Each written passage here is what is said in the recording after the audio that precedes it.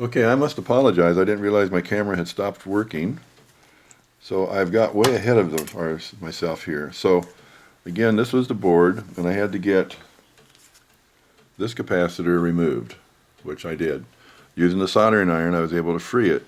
Now, where it goes, eventually, is, I'm sorry, these 2 points right here.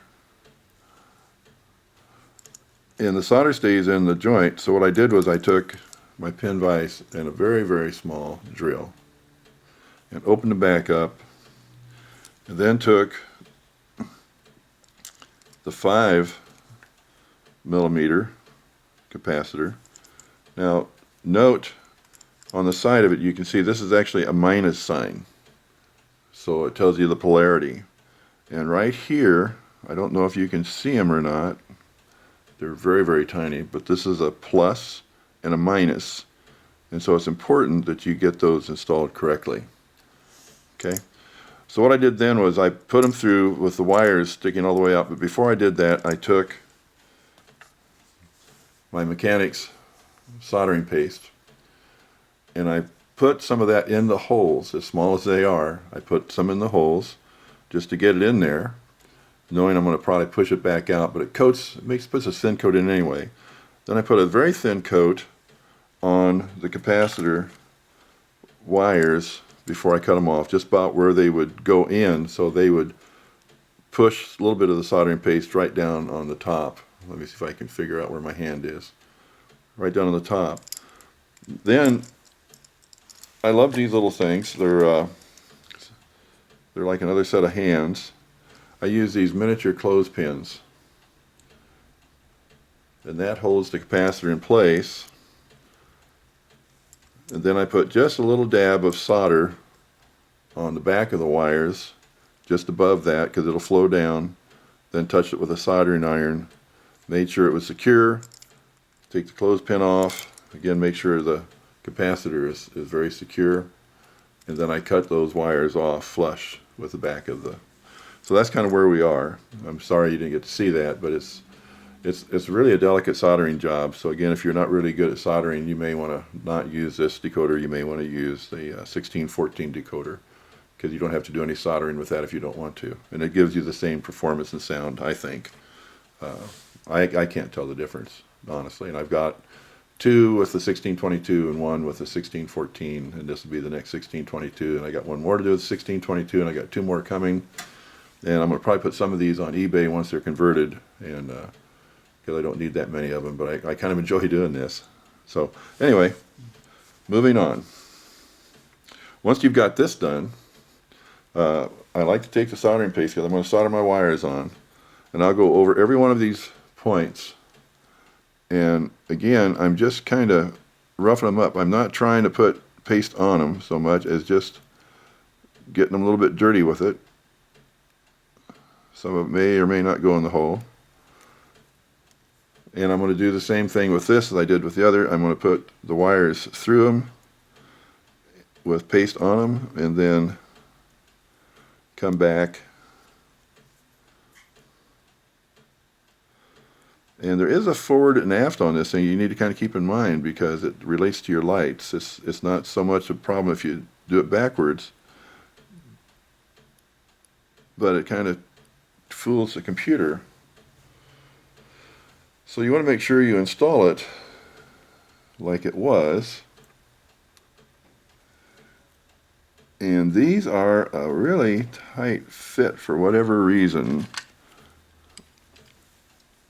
I think my hand's in the way, but I end up having to kind of cheat a little bit to get these to go on.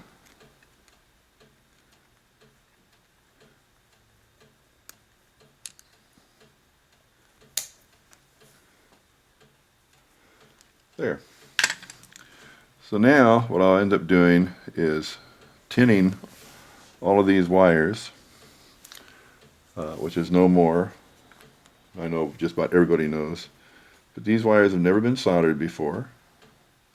So I'll put a little bit of the paste on them. And the reason I like this paste, I'll show you in a second.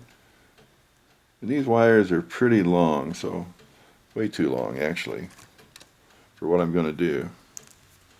So making sure you know where the ends go so they don't end up in your motor. You want to cut them down so they're only a little over 1/16 of an inch long, because they're going to be sticking through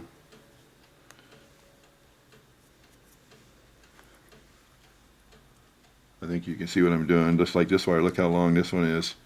So we're going to cut a lot of it off, because when you solder you don't need that much wire. And you don't want that much wire for fear that it's going to go down below and contact something else. I'll just do a couple of these and then get back to doing. Again, you just put a little bit of soldering paste on them. You don't need much, just a touch. And what it does, it lets you have both hands free.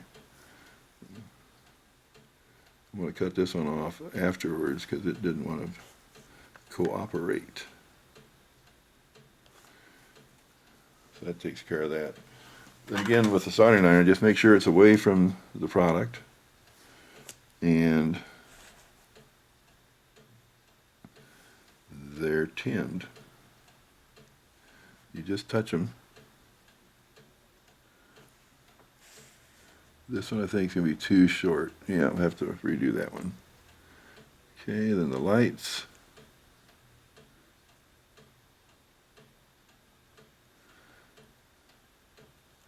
Wherever my red one went, it's trying to be elusive, but it's tinned. So give me a minute and we'll come back and do some more of them. Okay, so once they're tinned, let me see where I'm at here. Okay, once they're tinned, I'll put a little bit more soldering paste on them. Again, not a lot, just a little bit. And I'm just going to do these two to show you, then I'll turn the camera back off again. Because what I'm going to do is take the tweezers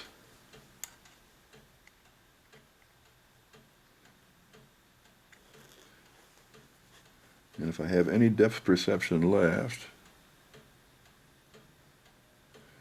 put that down in the hole, the terminal strip. Same thing with this one. Okay, so once it's down in there, and I'm sure my fat thumb's in the way, all I have to do is stop shaking long enough to touch that, and it's done.